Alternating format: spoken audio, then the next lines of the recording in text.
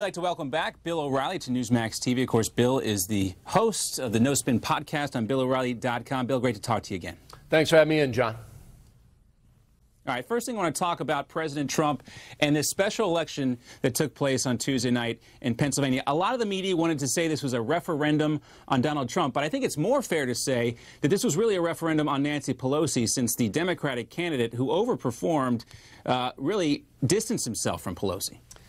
Well, I think the Republican Party, though, has to take this seriously in the sense that there is a shift in sentiment now among independent voters, not rock-hard Republicans, but independent voters who may be persuaded to go to the Republican Party because Trump won that district by 20 points.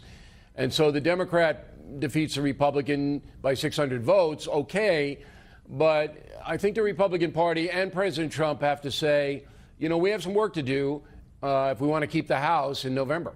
Yeah, sure. Conor Lamb is certainly a unique candidate as well. Next topic for you is a student walkout that we've seen all over the country on this Wednesday. Do you think this is the beginning of a legitimate political movement, or is this a bunch of kids just trying to ditch school on a Wednesday?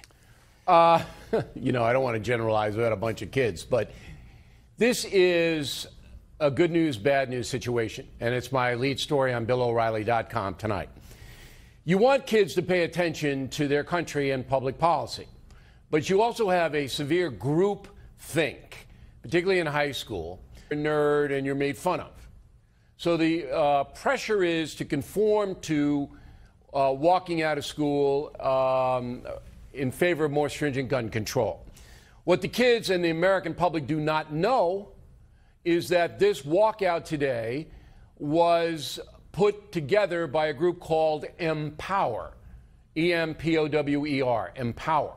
And who are those people? Well, they're tied to the far-left Women's March organization, which, as we exposed last week, is tied to Louis Farrakhan.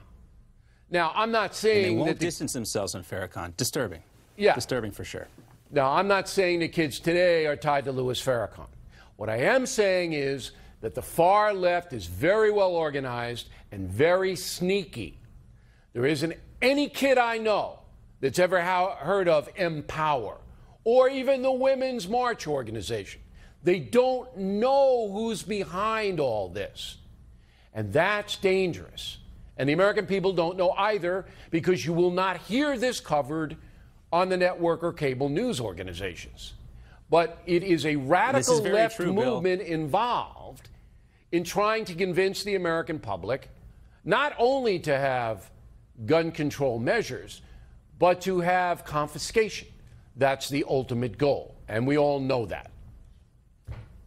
And like you, I believe there are legitimate protesters in this group. There are people that are, some of these kids are, they have, their hearts are in the right place, so to speak. But I bet you there are also paid protesters out there who are working with these far-left groups that you spoke of. Next topic is Rex Tillerson.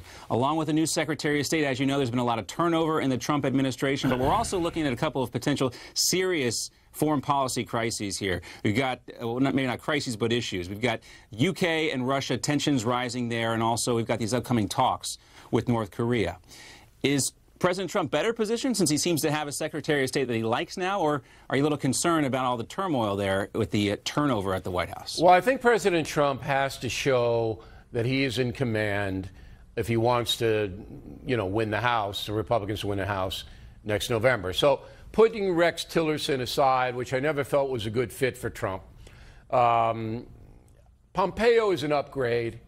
He's better than Tillerson as Secretary of State, in my opinion. Okay. But Trump can't churn. If he wants to move some people out, move them out now. Because he's got to calm it all down, not only for the United States, but for the world. He's got to be the commander-in-chief. He's got to be in charge. It can't be firing de jour, okay? So if you want Sessions out of there, get him out of there, because you're going to have to calm it down if you want to keep the House in November. And I don't know if the president understands that right now.